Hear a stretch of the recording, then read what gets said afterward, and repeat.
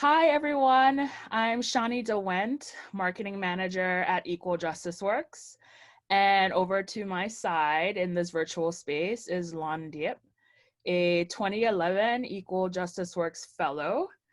We're here today to talk about Equal Justice Works Fellowship that launched Lan's career and hopefully inspire other public interest-minded law students to do the same. So thank you so much, Lan, for joining us today. Hello, thank you for the invitation, and thank you to everyone watching. It's really great to be back with Equal Justice Works. So we're just going to jump right into it. Why public service? Was there something that happened in college, law school, that compelled you to pursue public service? I think public service was ingrained into me at a young age. My parents were Vietnamese American boat people. They were refugees. And throughout my life, they let me forget how fortunate and how blessed I was to be able to live in the United States in a free society with a lot of opportunity for self-advancement. Where you start doesn't dictate where you end up in life in a society like America. And they kept telling me about, the other people that attempted to flee communism, who had their boats capsized or who didn't quite make it, who died at sea. And they would tell me stories about kids my age. If I were living in Vietnam, what would I be doing? I'd be, doing manual labor type things at a very young age, essentially. And I wouldn't get the opportunity to study and go to school like I had in the States. And so it was ingrained into me to pay it forward, to not squander those opportunities. And so giving back was something that was taught to me very early on, not so much in the legal sense, but just kind of in a good human being sense. And so what compelled you to apply for an Equal Justice Works Fellowship? So this is a little known fact. I was like the accidental fellow. I fell into law school. I didn't, being the child of refugees, I experienced everything in my life for the first time. Nobody before me told me this is what school is going to be like. This is what prom's going to be like. This is how you throw a football spiral. This is how you apply for college and graduate school, and what's law school. So my conception of law is essentially from movies and TV. And I tell people now to watch out for that, because that's not what law school is or the practice of law is. But I didn't have a role model to really help me understand what the practice of law is and what the day-to-day is. And I had a roommate in college who was applying or taking the LSAT. And so I said, all right, I'll study with you for the LSAT. And people told me growing up that, I was good at arguing, I'd make a good lawyer, but I was also told that I looked good in a white coat, like I'd make a good doctor. So it wasn't really this set path that I was pursuing throughout my life, that I wanted to be in law, but I took the LSAT and I applied and I got in. And so I went.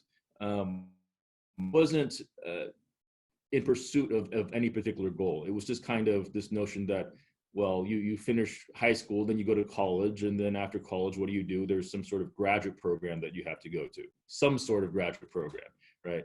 And so I ended up in law school, and quite honestly, I never applied for Equal Justice Works. I never was aware the fellowship existed while I was in law school. I was the last class of law students to enter law school before the Great Recession hit. So at that time, law degree was essentially a career guarantor, that you would at least have income and security in life, regardless of where you went to law school.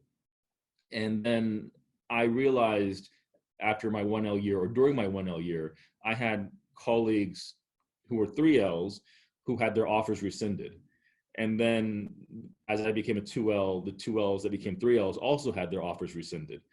And I graduated into an economy where there was very few opportunities for emerging lawyers trying to start their career. And it just so happened that the BP oil spill happened in 2010, right around the time that I was graduating. And I saw a job posting from the Mississippi Center for Justice looking for a Vietnamese speaking attorney with 5 years experience. And of course, being a recent grad, I didn't have that, but I applied anyway. And I sent a note saying, I don't have the experience you're looking for, but I do have the language capability and the desire for adventure, the desire to help this community, the desire to serve. So if you have a more junior position, please think of me. And I just sent that off as one does, not thinking I'd get a response. But I did get a response, and they flew me down, they interviewed me.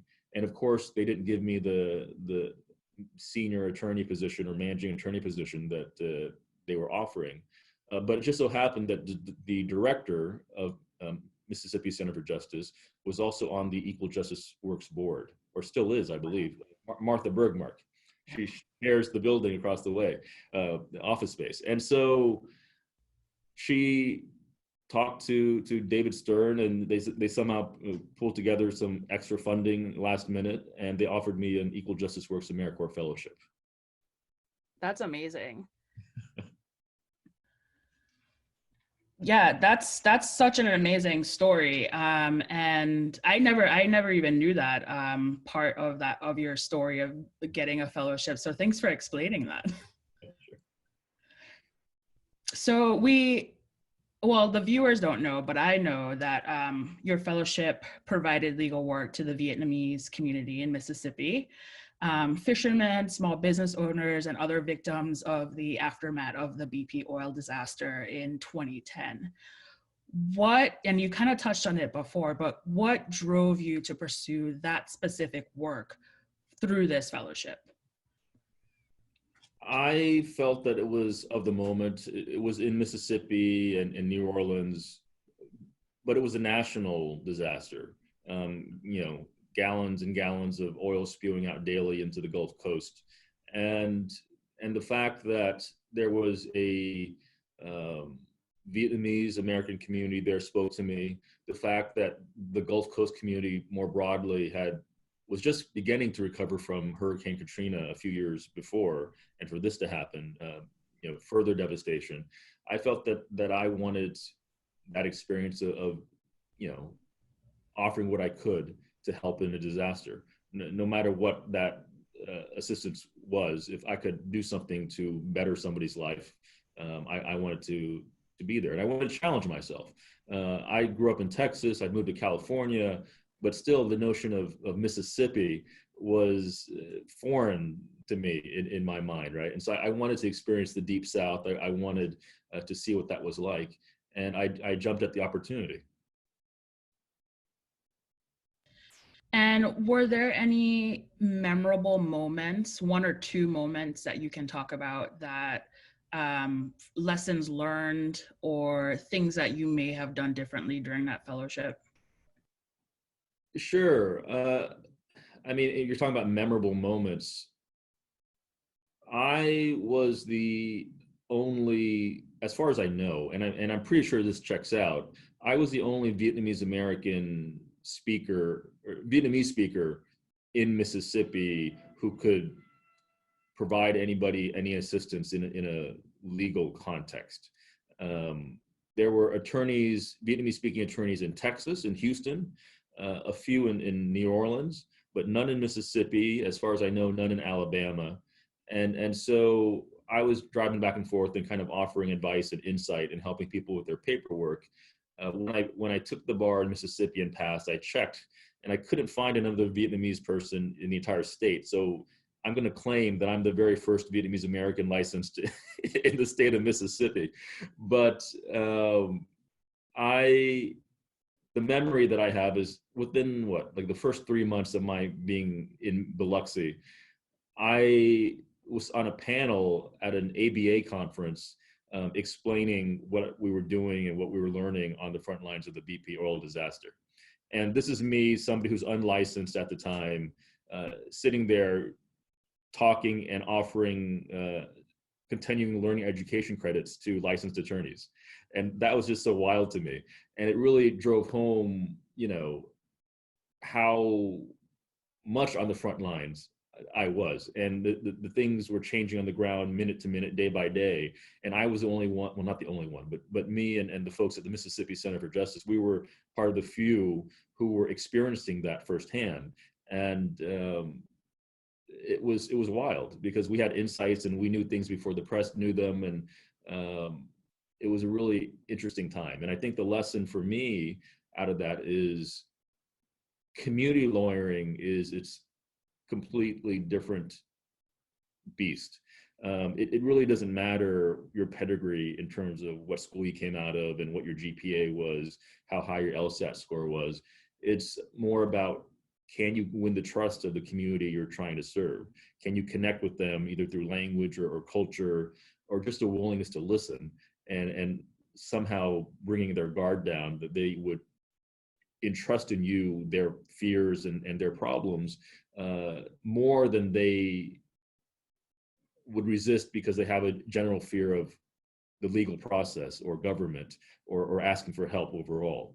And that really speaks to who you are and your upbringing and your personal skills to connect with folks, your emotional intelligence. And so that's completely a different skill set than what makes you succeed in law school and what makes you part of the Order of the Coif or whatever else. So I think that was really fulfilling for me and kind of reassuring in the sense that I didn't have a stellar legal pedigree myself. I didn't come out of Ivy League. So I think that was a good experience that kind of made me confident enough to go toe-to-toe with anybody that I would encounter, because I knew that I could offer something that other folks couldn't necessarily. I think that's such awesome advice even. It doesn't matter that you didn't come from an Ivy League school, but just that emotional intelligence, that ability to connect with the people that you're serving is really the key. Yeah. So after your fellowship, what was the transition like going into, I don't want to call it the real world. You were in the real world with the fellowship, but now that you didn't have that security blanket of the fellowship, what was that transition like?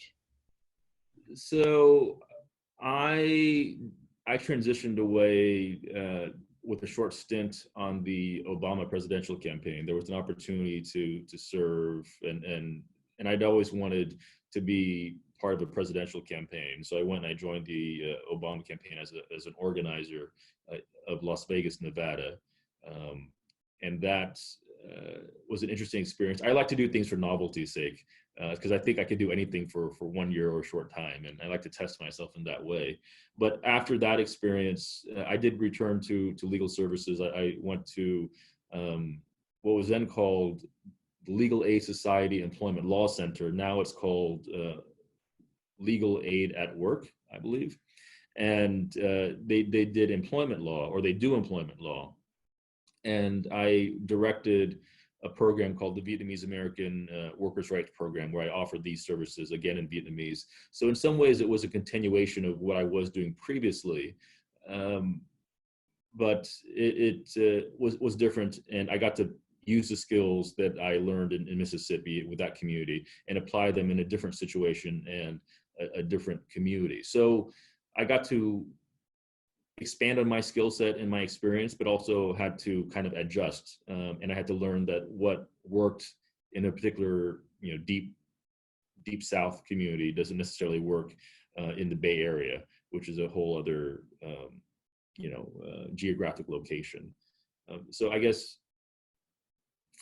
thinking back to my time making that transition, there are not a lot of opportunities for public interest attorneys, just generally, especially if you want to get paid. So I used to joke about this fellowship train. I was looking at,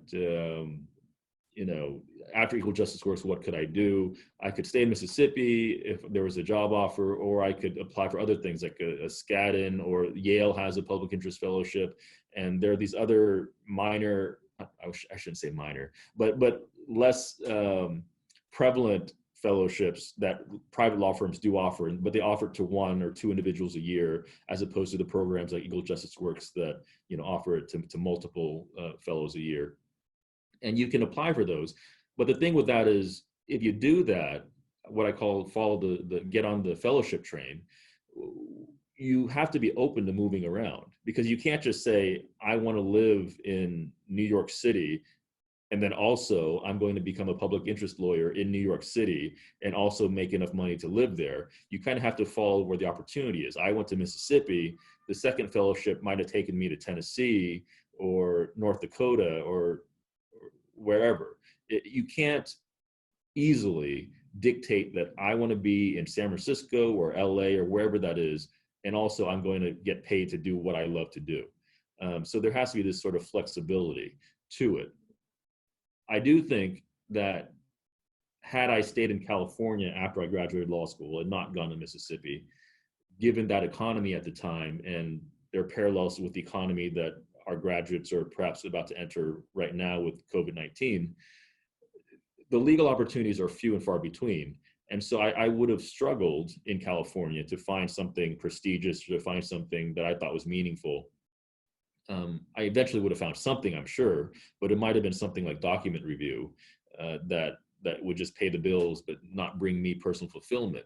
I do think that taking the year or two to go down to the Gulf Coast and to be a part of what I did gave me a narrative and an experience that made my resume stand out.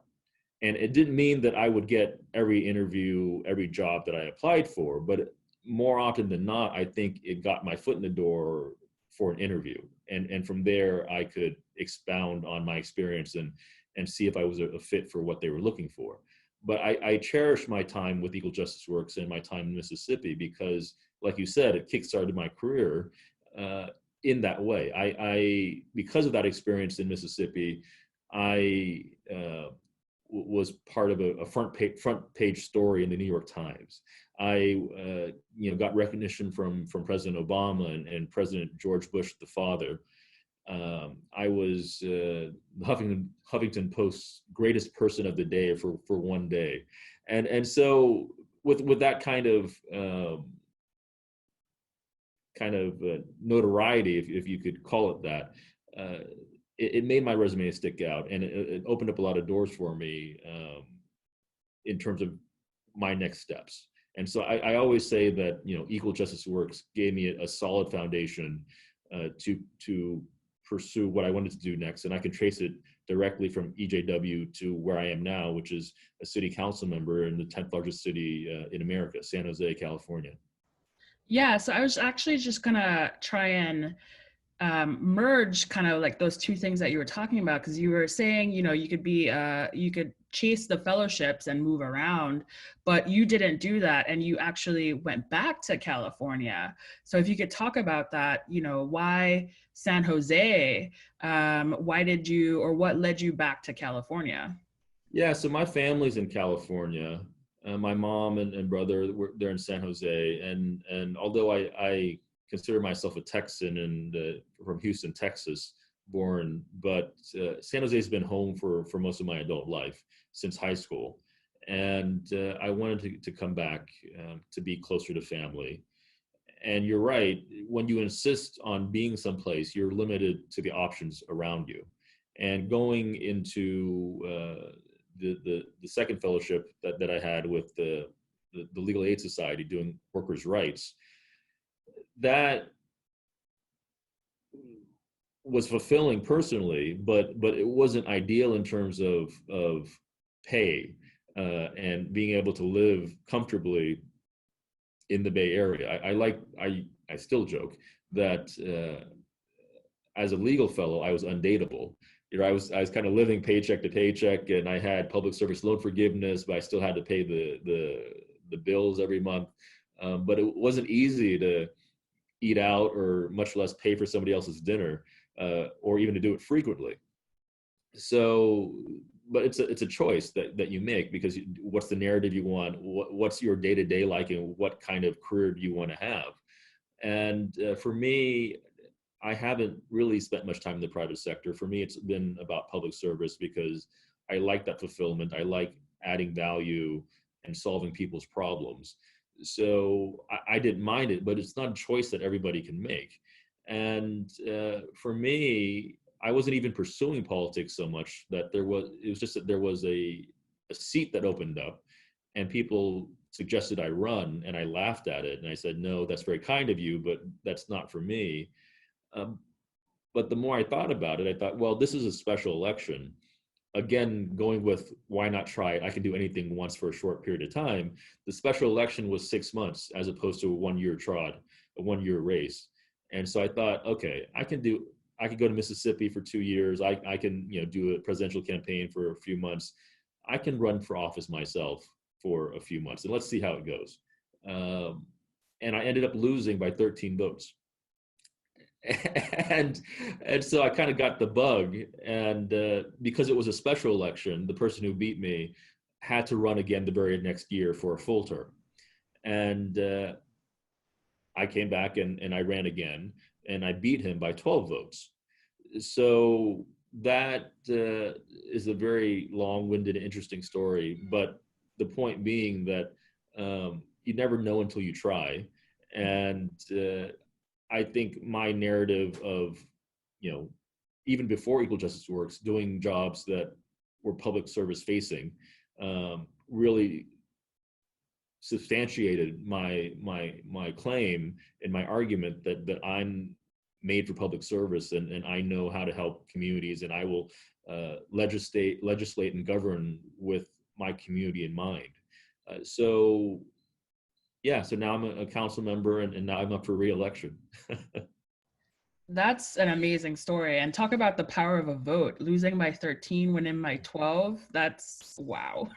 Yeah, and the electorate the first time was only 8,000 people voting, and the second time was something like 17,000 people voting. So it wasn't like I changed 25 people's minds. It was something different. So as we end this conversation, I'm wondering if there's any advice you can give to fellows during this time, this unprecedented time where we're going through COVID-19, and some of our law students are preparing to graduate, they're preparing to enter the public interest workforce. Do you have any advice for them? Yeah, first of all, I just want to thank you for the work you do. When I see the tweets from Equal Justice Works or the Mississippi Center for Justice or other legal aid organizations that I follow, there's a pang of I guess sentiment or kind of I miss it to a certain degree, because you're doing stuff on the front lines and you're experiencing things that nobody else is, and you're doing stuff that so few people are willing to do. I tell people now, don't go to law school, but I also tell them that if you want to be a public interest attorney, there is always a need for that, but you have to realize and understand the limits on your ability to earn a living if you choose that path. So the fact that you've committed, for 1 or 2 years to do this, and you're continuing on, that speaks volumes to the person that you are, and your level of caring for society and your fellow man and women. So I thank you for that. In terms of advice, I would just say that use the networks that you're a part of. You're part of the Equal Justice Works family, and by extension, we're family. If you are ever in the Bay Area and you need guidance or help or whatever, you have a city council member here ready to like return your email, take your phone call. I know that throughout the years, Equal Justice Works has always celebrated my victories, because my victories are an extension EJW's victories. And it's not just the fellowship, your alma mater, whatever law school you went to. For me, I'm part of the AmeriCorps Fellow. I'm part of the Mississippi Center for Justice family.